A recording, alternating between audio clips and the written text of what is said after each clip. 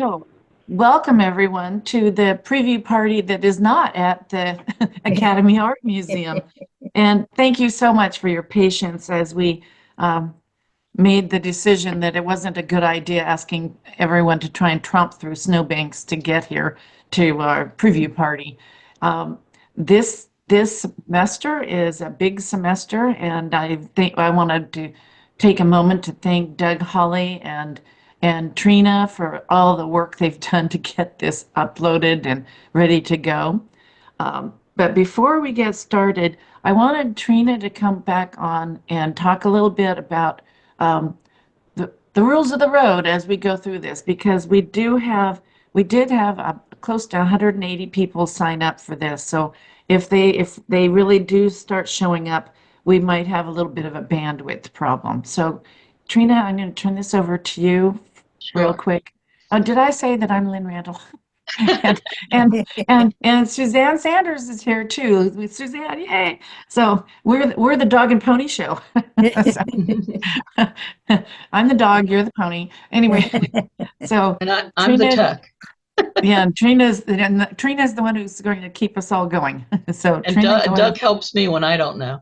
Um, Yeah, yes. So Trina, if um, you could go ahead. sure. Hello, everybody. Some of you may know me already, but I'm the one that I'm the education facilitator. I handle the classroom Zoom when we're in there, and if you're an instructor, I'll be contacting you for dry runs and checking things out in the classroom with your presentation. For today, one of our concerns, as Lynn said, is that if everybody gets on, this is going to be a large meeting. And so as soon as I finish talking, I'm going to turn off my video and I'm going to mute myself. And we ask that those of you that are presenting do the same thing. And that will, one, it will help you focus more on the people that are actually speaking.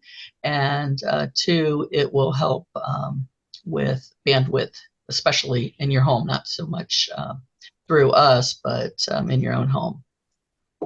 If you have not already chosen it, the easiest view to go with for a presentation like this is the speaker view. If you're on a computer, it'll show up as side-by-side speaker, or you can choose multi-speaker because Suzanne and Lynn are going to be alternating back and forth, so you'll be able to see both of them. And if you're on a phone or an iPad, I did send out an email earlier today with some videos and tips on how to use those. And I think that's all Lynn wanted me to say. Does that cover it, Lynn?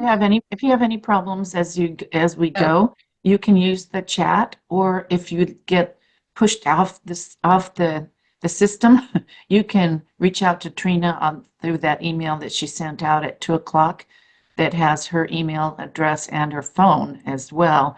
But oftentimes, if bandwidth becomes a problem and we get dumped, it's just a matter of jumping back into the program. So All right. before we get started, did you have something else, Trina? Nope. Nope, I was just saying I'm going silent and I'm going black now. Okay, going black. Okay, so before we get started, I wanted to introduce Claudia Jobeck. Claudia is the president of the Chesapeake Forum board, and she had a few words today. Hello, everybody. Can you hear me? Yes, all right. Well, welcome everyone to our welcome preview party for the winter 2025. And you look outside, it's really wintry. Not always this way, but it's just beautiful. And we are so excited that once again, the preview party was sold out. You have no idea how much that cheers on the entire team. The team, that's basically us, the members of the board of the Chesapeake Forum. We meet usually about once a month, and that's when we hammer out the upcoming semesters. We talk about how the various courses are going. And what we've noticed is that we continue to be increasing the number of people who are taking our courses. We get a lot of feedback and we take that very seriously. So it's been a very exciting time for us, and I'm happy that we will be able to continue.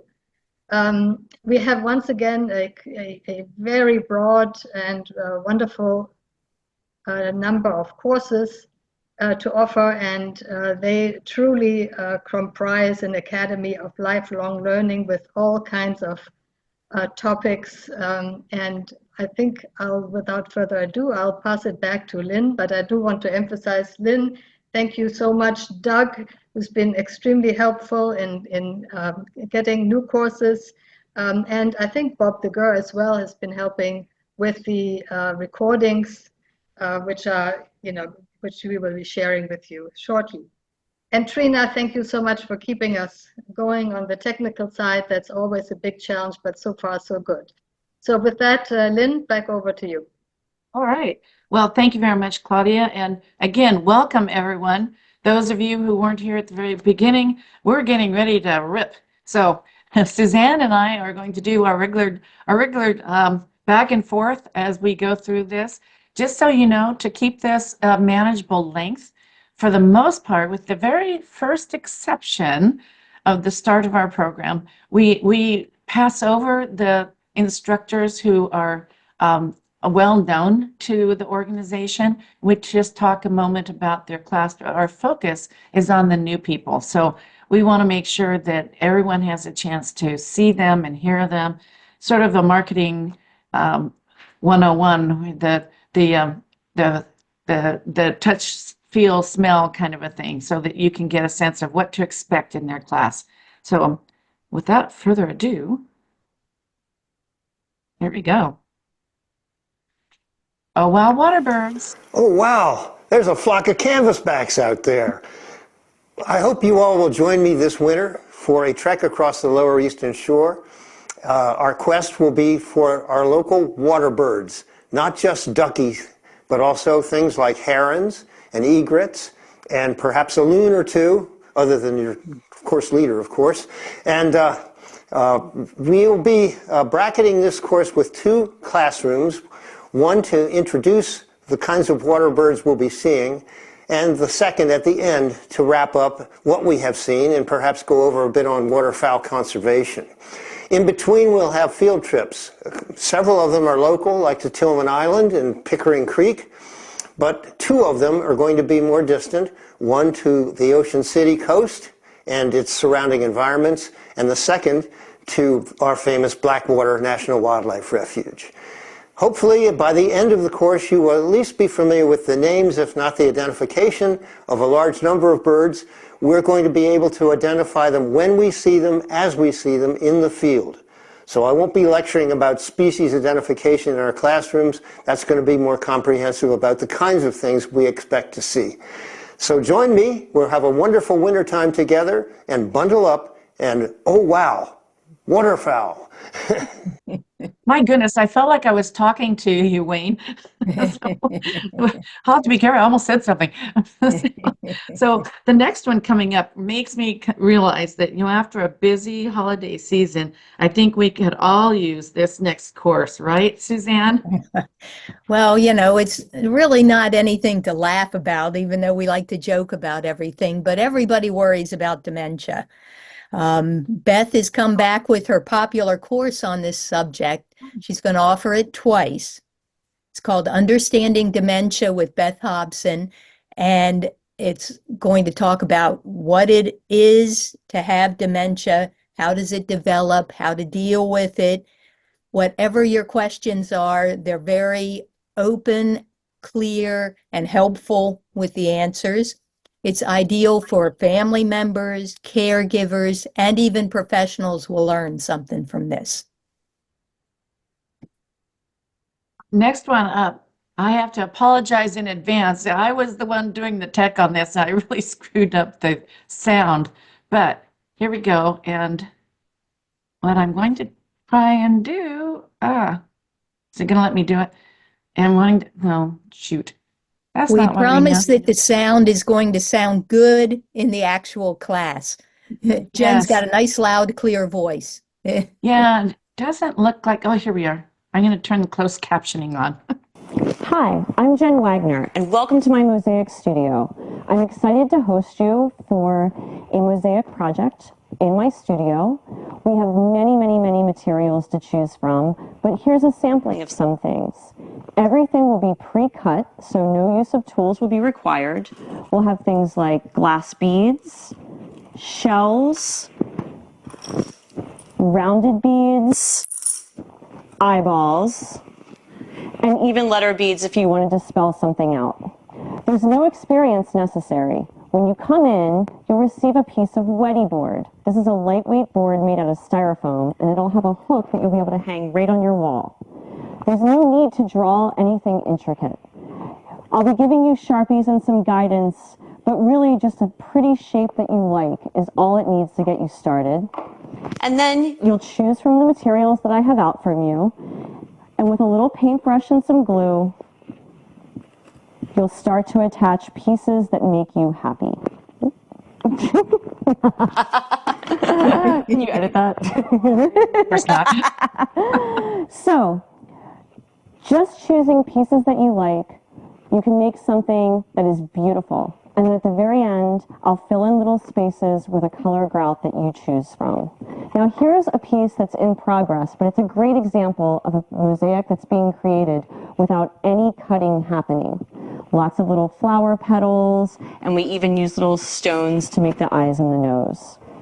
I hope that this is helpful, and I hope that you're very excited to come and do a workshop with me. I'm excited to spend the day with you. I'm signing up for that class really quick. So you guys are going to have to beat me to Jen it. is very encouraging for people that haven't really done creative work before, and I think anybody could enjoy her class. She's a lot of She fun. actually has quite a lot of room in that studio, so she says she can take 30 of us. I have a feeling that class might sell out pretty fast. This next one is yours to talk about, Suzanne, Yep. because you're the one who knows all the stuff about experts in philosophy and literature, and I don't. Well, this is Berkeley's defense of common sense. Isn't it a nice idea that somebody who's an expert in reality thinks that common sense is the way to get there? I think that's wonderful that somebody has some respect for the common thought. This is all about perception and reality, and how this one philosopher defends the idea that the people know what they're talking about. It's an examination of philosophical questions and how to pronounce them with no prior knowledge required.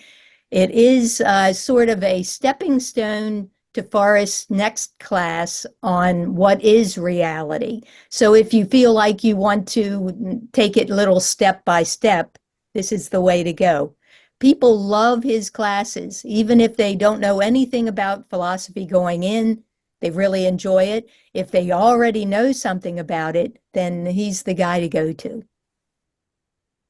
Next one is the Thai cooking class with Dia Berry. She sold out the last time she was with us, and in fact, we had to talk her into coming back the following week to do another session for us. This time around, she's doing a basic class first, and then the next week after, she's doing one that's a little, that's, well, we called it, I don't know, what did we call it? Fun in it with Thai cooking, but she's going to take on a more challenging subject at that point. So when you look for her class, there's two options. Both of them are talking about the fun skills of delicious Thai cooking, and she shares some amazing information from growing up in a family of professional cooks in Thailand. Lots of fun. Mm. Oh, wait, this is me. Get to work there. We do Savoring Shakespeare. We take the time to read together all the way through the play and talk about it as we go along. My job will be answering questions like, what does that word mean? What are they trying to say here? Does he really mean that? That kind of thing. And the direction we take totally depends on the people in the class. If there's a subject brought up in the play that everybody wants to talk to the rest of the time, we'll do that. But this is a great story. The Tempest is what we'll be doing, and takes you to an enchanted island in the middle of nowhere where all kinds of love and revenge and drunkenness and goofiness and spirits all entertain you. I think we've got room for everybody. Well, and this is another one of those classes that always gets rave reviews. And I'm sure that I think John Miller is on with us today. I haven't seen his face, but I'm pretty sure it's there. And I know that he enjoys having Suzanne's humor popping in every now and then on these classes. Every king needs a jester. That's right. So do I. This next one this one's mine, Books with Friends. We started this it's been almost 3 years now that we've been going. This is a group of people that meet on Zoom. We do that because we have people from Williamsburg. We have one gentleman who joins us from some island in the middle of the Pacific in the winter session. Somebody from Annapolis, a couple people from Cambridge. So we all get together and pick the books that we want to read. And mostly I tell everyone to pick out the book that so impacted you that you want to go back and tell everybody else you know to read it. So we have a lot of fun. They're not always serious books, not always what you would call literature. Oftentimes they're bestsellers. But we always have a lot of good discussions with this class. This is another class designed to help people as they get older. Whether you're the person who's getting older, gee whiz, we're all getting older, or the person who's taking care of that person, it's always good to know what you can expect, get a better idea of the steps that you might be facing. But this also goes into all kinds of helpful stuff. How to get help with housing, how to get somebody to put a ramp on your house, how to know whether things are going normally or starting to veer off into something that you need to take care of. What kind of home modifications might be useful, how to find people to help, all those kind of questions that it's good to know before you get stuck in the middle of trying to figure it all out. We all got to go there, so might as well know where we're going. Well, that is really definitely one of the key parts of that comment, and that I would underscore: know what care is needed and how to get it before you need it. And I think we all need to be looking into that at some point, probably sooner than later, unfortunately. The next one is conversations and classical music. We've got a video for this one. Are you a classical music lover, or are you classical music curious? Do I have a class for you? Conversations in Classical Music is not a music theory course, nor is it a typical academic music appreciation course. This course is meant to foster a desire to know more about classical music and to present many of the joyous and wondrous aspects of this genre of music. The course will consist of an introduction, relevant musical excerpts, and excerpts of conversations with musicians and others involved in the world of classical music. The main thrust of the class will be engaging class members in conversation. Class members will be encouraged to bring their favorite pieces of music to share, and there will be an opportunity to attend a local concert or two. We will listen to the music of composers such as Bach, Beethoven, Liszt, Piazzolla, Barber, Neruda, Chopin, de Blasio, and many others. And we'll discuss the subject to hear class members' thoughts and to address any questions. The 6 subjects we will cover are the definitions of classical music, the eras of classical music, orchestras and orchestral music, chamber groups and chamber music, conductors and conducting, and concertmasters and section principals of an orchestra. We'll explore the splendor and sounds of classical music. I look forward to seeing you in class as we take this interesting journey through the wonderful world of classical music. I'm music lover Muffin Whitney, and here's to good music.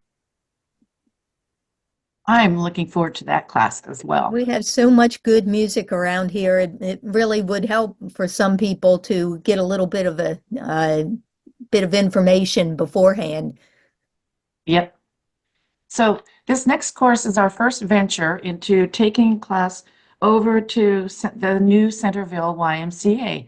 And we just happened to have a volunteer, namely my husband, Bob DeGore, who agreed to go and do this. This course is talking about current geopolitical affairs. They'll be meeting once a week over at the senior center that's attached to the Centerville Y. And believe it or not, it only takes about 20 minutes to get from Easton to the Centerville Y. I could hardly believe that, but it's true. These discussions will follow a little bit along the line of how Great Decisions works. So they're moderated discussion. Information is sent out in advance, and the discussion goes where people want it to go. Super fun. This is a continuation of our travel series of courses. We have Doug Holly again, who has taught many courses for us and is a big favorite. He's been going to Belgium because he has a daughter and a granddaughter there now, so he's had a chance to look around a little bit, and he's going to come back and tell you about how this is a fascinating destination. There is amazing history. Great battles like Waterloo and the Battle of the Bulge were fought there. There's chocolate.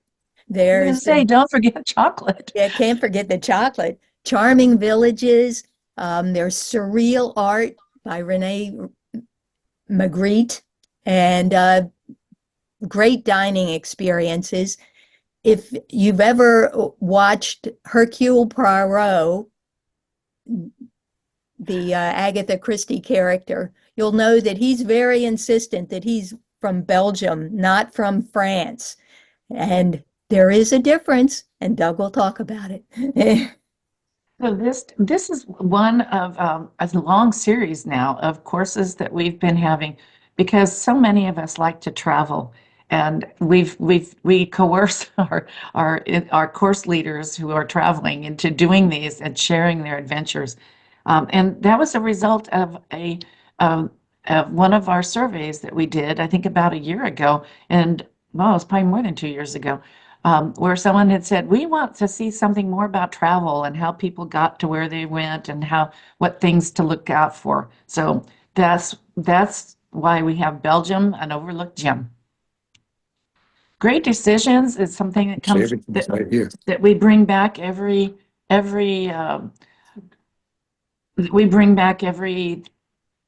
winter. Rich Harrison and Bob DeGore host that course. It's based on the, I'm trying to think of the name of this organization. I think it's the Foreign Policy Association. And is that right, Bob? Oh, I got it right. The Foreign Policy Association publishes this book that you see right here. And then they go and dig up videos on the subject and reading materials that people can talk about. The big thing here is that starting this year, this course is going to be hosted over at the Talbot Chamber of Commerce. If you haven't been there before, or if it's been a while since you've been there, they have done a beautiful upgrade of that facility. It's just a delight to go in there now. They have a lovely conference room up in the front. It's bright and cheery, and they have been happy to reserve that for us. It's over by, in case you're not sure where it is, over by the bowling alley, down from Bakery on one end and the Amish market on the other end. This class is coming up is one that Robbie Gill, the CEO of the YMCA of the Chesapeake, had recommended that we go talk to Dion Banks. And he's put together a fabulous program for us, and we've got a recording of it here. Hi, my name is Dion Banks, and I want to thank you so much for considering my class, focusing on the past for changing our future. I have a nonprofit called the Eastern Shore Network for Change, and in 2012, we got together to really do a deep dive in the history of Cambridge to understand its racial past. So we took 5 years, from 2012 to 2017, to really understand the root cause and the why it was this unspoken thing about race in Cambridge. So from 2012 to 2017, we realized that the 50th anniversary of the Long Hot Summer was going to be in 2017. So we used that as an opportunity to put our event on a large scale. So we ended up having 10 events in 5 days. We had a mural dedicated. We had the state of Maryland declare Gloria Richardson Day as February 11th as some of those things. But the takeaway from this class is going to be, how do we use our past to actually help us critically think about things that are hard and difficult sometimes? And how do we use what we've learned from the past to create the change that we want to see today? So that's what we do. We ask all of our students the 5 whys. We do a deep dive. We create a problem statement. And then from there, we send our students out into the world to make it a better place. For those of you that are come-heres, you may not know how big a deal Cambridge was in the long, hot summer of 1967. Really good.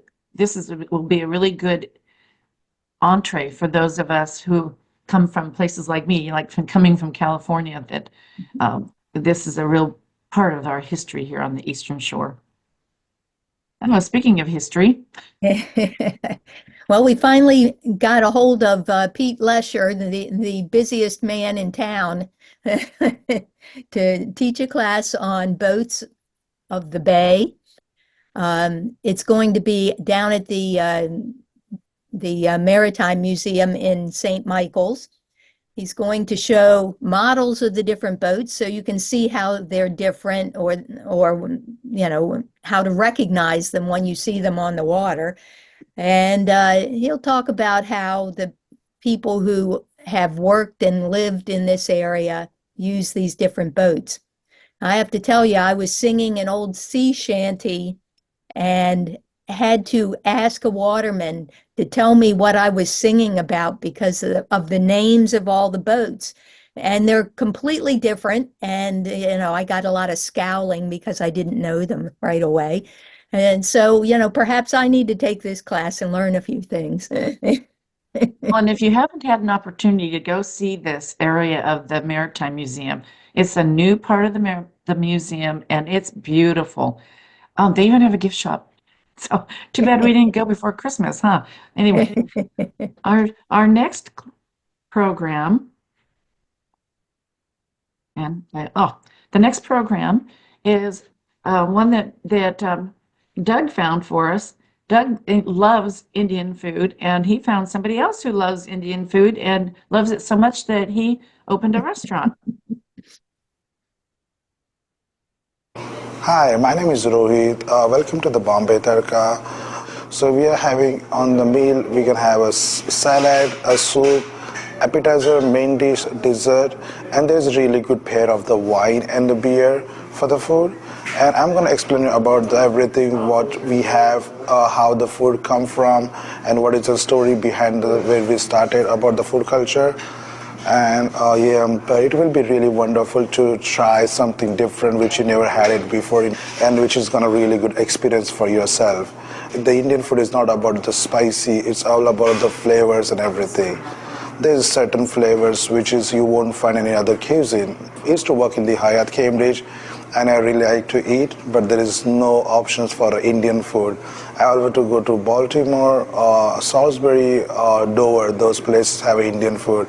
And then we saw there's a potential, there's no Indian restaurant. That's why we start our first restaurant. Yeah, I look forward to see you at Chesapeake Forum. It's a great platform to people to try something different, which you never had it. And it's really good. The community people really like that. They come together and have wonderful meal with a good conversation. Yum. With this one, he's not going to be teaching us how to cook the food, but he's going to be talking to us about it. Now, I had a couple people already ask me, is the food going to be very, very hot? And he's assured us that no, he's toning it down, but you have spices that you can add if you like it hot. Some of us like it hot. This next one, I'm tossing over to you, Suzanne, but Okay. this And this rail young man history. was was so much fun to talk to and get him talking about what he was going to be doing for us. Well, let's look at the video. Okay, here we go. Hi, my name is Tom McKay, and I'm a rail industry professional that lives on the Delmarva Peninsula. And in about 5 to 10 years' time, we'll be coming up on the 200th anniversary of rail operations on the Delmarva Peninsula. Have you ever wondered what the rail corridor that runs through your town used to do, or why it was put there, and what kinds of trains operated over it, or when did they stop? Well, this course will dig into some of those interesting details that help us understand a little bit more about transportation on the Delmarva Peninsula, where it began in the early part of the 19th century, and how it unfolded throughout the Civil War, through eventual construction, finishing construction of the network, and through World War II and into our modern period.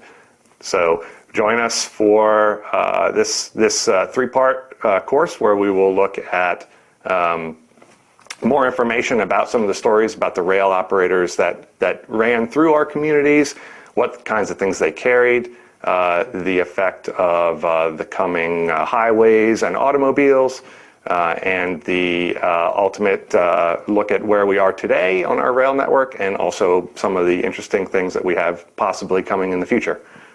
At the end of the course, we will be culminating in a trip to the Railroad Museum of Pennsylvania to see some examples of the trains that you would have seen 100 or 200 years ago operating through our communities.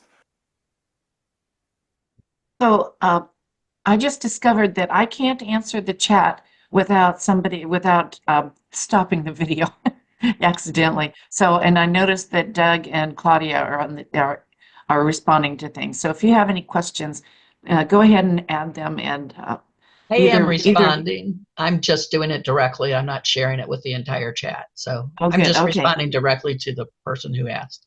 Oh, good. Thank you. So next up It's you. is me, and this came about when we went to Chesapeake Forum or Chesapeake College and asked to see what they could do for us, and they came up with a wonderful idea. Did you know how many young people they train to help us in the health professions, which is really something we need in our community? So here's a video of that. Hi, my name is Amber McGinnis. I am Director of Development here at Chesapeake College and Executive Director of the Chesapeake College Foundation. In addition to being in the development world here at the college, I've also been a professor for 16 years of communications. And a lot of the colleagues that I work with here at the college are involved in our health professions programs. You may not know, but Chesapeake actually trains in about 14 different health professions programs, degrees and certifications. And if you've never stepped inside here, which is the Health Professions and Athletics building here on the Y Mills campus, you may not really know that we train most of the region's healthcare workers, CNAs, nursing, paramedics, EMT, and the list goes on. We're here in the Health Professions Simulation Lab, in one of the nursing simulation labs. I'm here with one of our high definition simulators where students can get real world experience, but in a safe simulated environment. So I hope you'll join us for our course. We're going to be taking tours of all the spaces in the Health Professions building, and then the labs. You'll get to meet some of the simulators here and see the equipment and the high volume and high tech technology it takes to train the region's healthcare workers. I'm also providing lunch for you, courtesy of the Chesapeake College Foundation, and we'll sit down with a really great moderated talk with some of our faculty here at the college to discuss what it's like to train students in the health professions, and then to also prepare them for the real world and some of the experiences they see. So I hope you'll join us. I think are great hosts, and I think you'll learn a lot here at the college. one thing I would point out that this is on Friday, February 14th, and she says that they'll be having a hearty discussion for our Valentine's Day.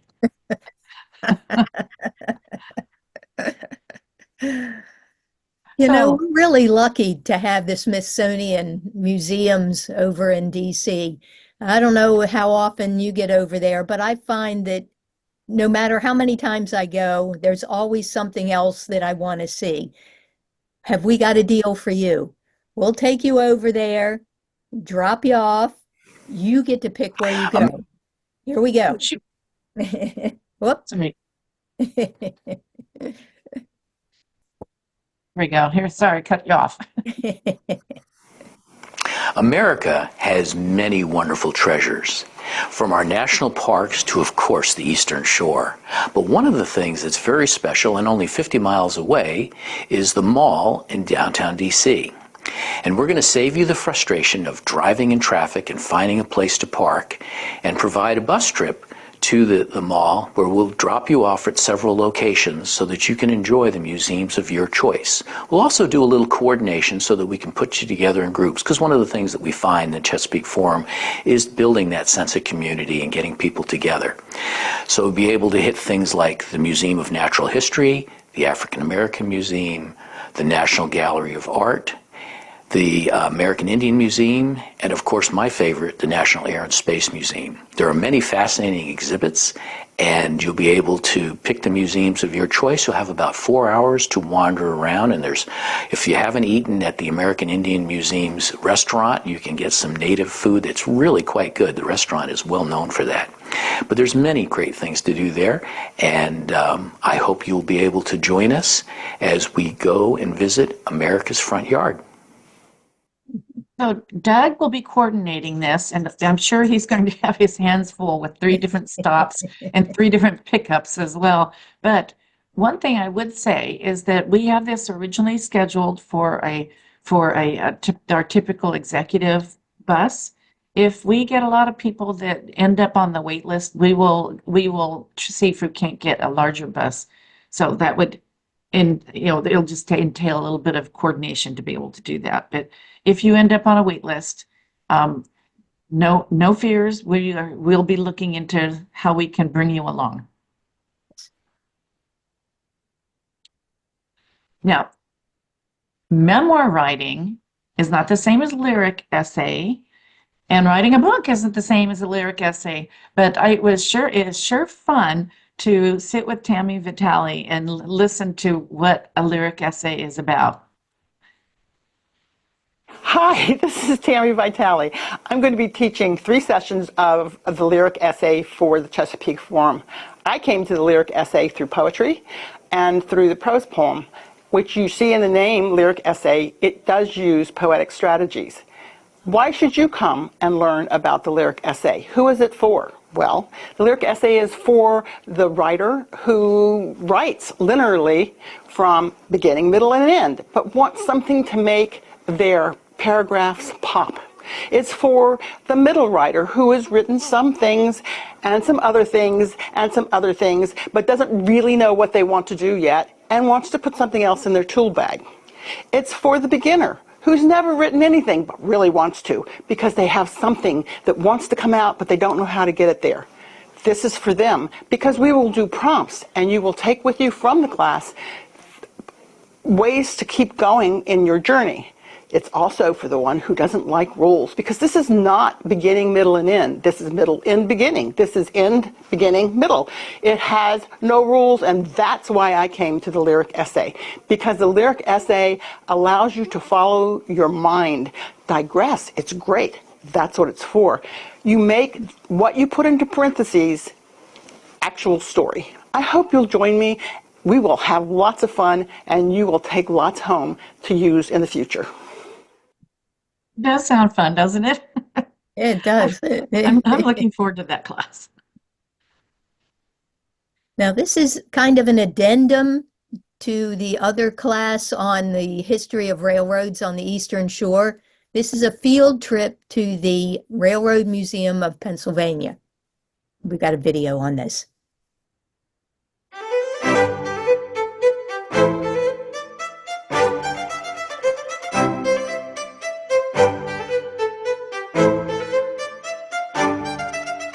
This is the Railroad Museum of Pennsylvania. We opened to the public for the first time on April 22nd, 1975. But the idea for the Railroad Museum itself goes back much further. It was actually created by act of the Pennsylvania legislature, Act 451 in 1963. The Railroad Museum of Pennsylvania has been here for quite a long time. All of these trains, whether they're locomotives, passenger cars, freight cars, each one of them tells a story. They tell the story of not only the people who rode them, if it's a passenger car, but they also tell the stories of the people who built them, the people in the shops, the people in the foundries, the people who operated the equipment when it was running on the rails, the people who work for the railroad. So they have, each one of them has a set of amazing stories to tell. We can tell many, many stories here at the Railroad Museum of Pennsylvania. 1223 is kind of an American star. It was featured in a couple of Hollywood productions. Musical Hello Dolly. It's in the very opening credits. You can see the train roll into town. That locomotive was also featured in Broadway Limited. It came out 1941, I believe. Our Pennsylvania Railroad, what's called an instruction car, it's basically a classroom for teaching engineers, brakemen, conductors, firemen, how to maintain, service, and make repairs on the go. So it's literally a portable classroom that could be coupled to a train and taken anywhere in the system. This museum is always in motion, always looking to the future and how we can best preserve that historic railroad equipment. There's that sort of kid-like, childlike sense of wonder that you never outgrow. This field trip will be a carpool opportunity. You get to meet a few new people. Going to the museum, it takes about 2 to 2.5 hours from where we are here. Very doable. And we will set up ways that people can join up and carpool together closer to the time. So it makes it easier to, we figured that some people would want to stay longer. Some people might be itching to get back sooner. So it seemed to make better sense to do it that way. Our next class is Historic Eastern Shore Women. Of course, we've got famous women here on the Eastern Shore. Of course. Everybody knows Harriet Tubman, but there are plenty more. But Catherine Marconi is going to go over some of the people that have really made a difference in history that came from here, the ones you might know about and the ones you might not know about. And she also encourages everyone to bring their own favorites. If you know stories about some particular lady in the area back in the way back when, they're going to come up with a driving tour, a self-guided tour of the different areas where these women lived and became infamous or famous, as the case may be. Catherine mentioned to me earlier this week that she and Mary Jordan have come up with all kinds of stories. So, I mean, there's just an abundance of them. I think it'll be a lot of fun to hear more about those stories. And it's kind of fun when you live in such an historic area to be able to focus on the people sometimes and not just the events. Yep. Speaking of events, holy Toledo, we have been bugging Bill Sweeney for a long time to do a class that is focused on what he spent a whole career doing. So here, I'm just going to toss this over to so you can hear the video yourself. My name is Bill Sweeney, and I have been close to a ballot box since 1974, when we discovered that Nebraska did not have a recount provision for a congressional district where there were more cows than people. Over the course of my career, I spent a lot of time working on elections, working on campaigns, and the final 9 years of my career were as President and Chief Executive Officer of the International Foundation for Electoral Systems. I have been an election observer in foreign countries, starting with the Philippines in 1986, and I can count 33 certificates of being an election observer. In our conversations, what I hope to do is take a look under the hood of how our elections in the United States are conducted with some international rules and flavors added in.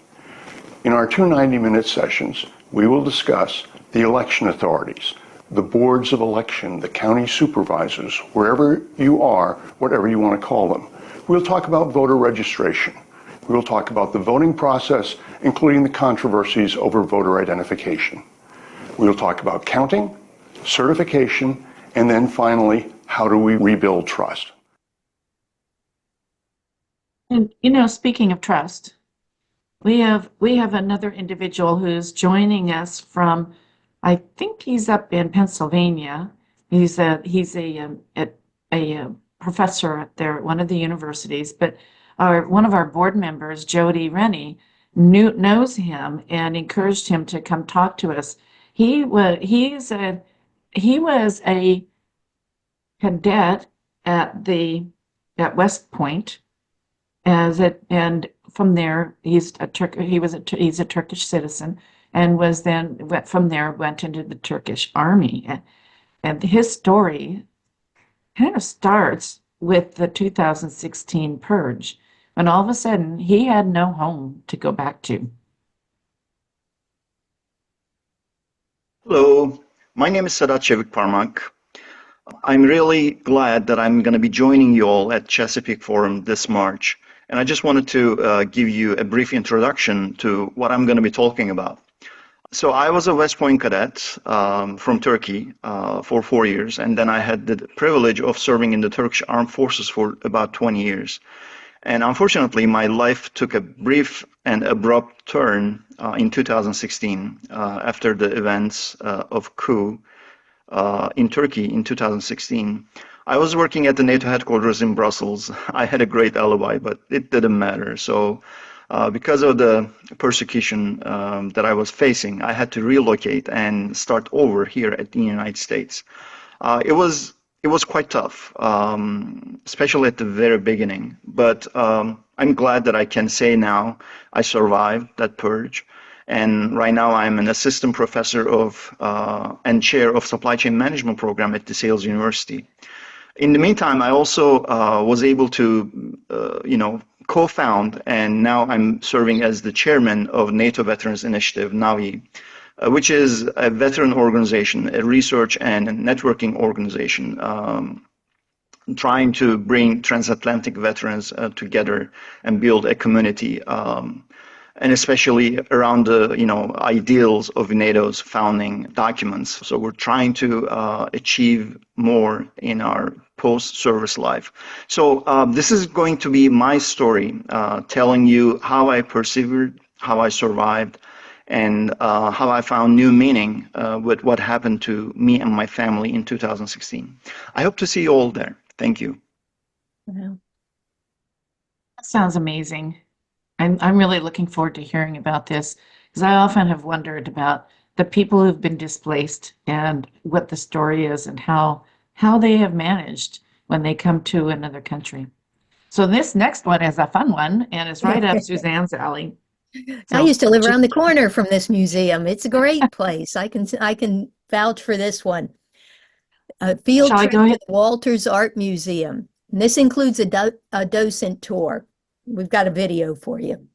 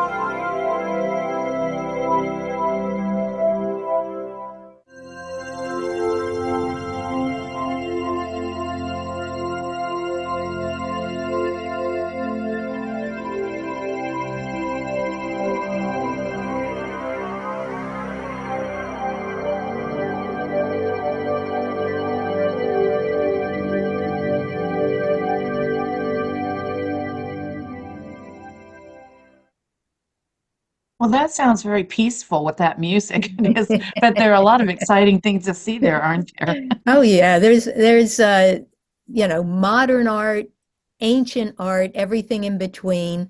There is a cafeteria there, so you don't even have to go off the grounds to get something to eat. Um, I got to say, there are a lot of things there that are surprising, um, even if you go to museums all the time. For instance, there's a vase there that's the most expensive vase in the entire world, and it's made out of agate, and you can see through the stone. It's cut so thin, and it's from ancient Rome. And how it's survived all the centuries since then, it's just awesome. A surprise. I would also say that when we do field trips, it's a wonderful opportunity to make new friends. Bring a friend with you, and when you go there, you'll find someone to sit down with at lunch that you've never met before. It's really a good opportunity to build that sense of community that we're so anxious to have. Speaking of that, boy, we have life reimagined, and like you like my little Monopoly board thing here for Oh yeah, the game of life. I remember that. Yes. We're delighted to have Dodie Thune come back and do this for us because her class always sells out. She keeps it fairly small, so make sure you sign up quick if you're wanting to go to that. But it's a great one. In fact, I think I need to take it. What's the next thing in my life? I've only reinvented myself about 5 times. Yeah, it's never too late to do something new. It's never too late to go into a new exploration of what is possible. And Dodie helps take the first steps to get there. Well, the next class that we have fits perfectly with that idea because we have a couple who went from corporate lives to living with goats, gardens, and gourmet cheese. I'm Catherine Renzi. And I'm Al Renzi. How many people that you know ran a goat dairy, a native plant nursery, and a gourmet cheese business? We owned Yellow Springs Farm.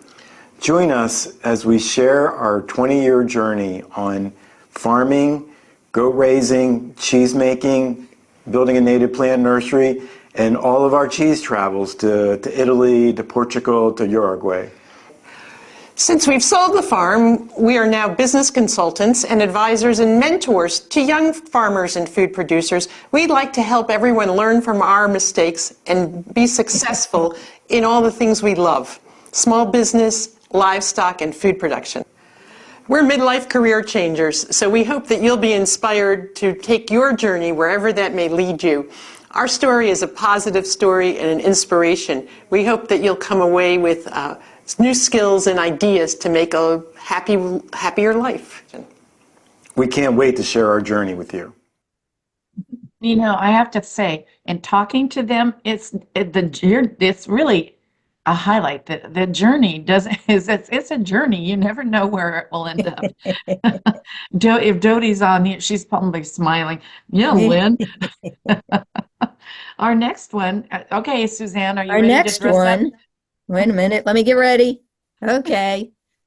Fighting pirates on the Chesapeake. Yar, you need to see this one. I think these guys have practiced their shtick a few times. Okay. My name is David Rose. And my name is David Williams, also known as Captain Graybeard. We will be presenting a program on fighting piracy in the Chesapeake Bay during the colonial period. Are you ready to learn something about the pirates from the golden age of piracy? Blackbeard, Anne Bonny, Mary Read, and others. We will also spend some time, besides glorifying the pirates, also talking about the government efforts to try and eradicate this menace to the trade that was so dependent on the success of the Chesapeake Bay. And you'll hear some of the gruesome things they did to us pirates. And you'll also hear some of the gruesome things that the government did to the pirates once they were caught. Thank you very much, and we hope you join us for this broadcast.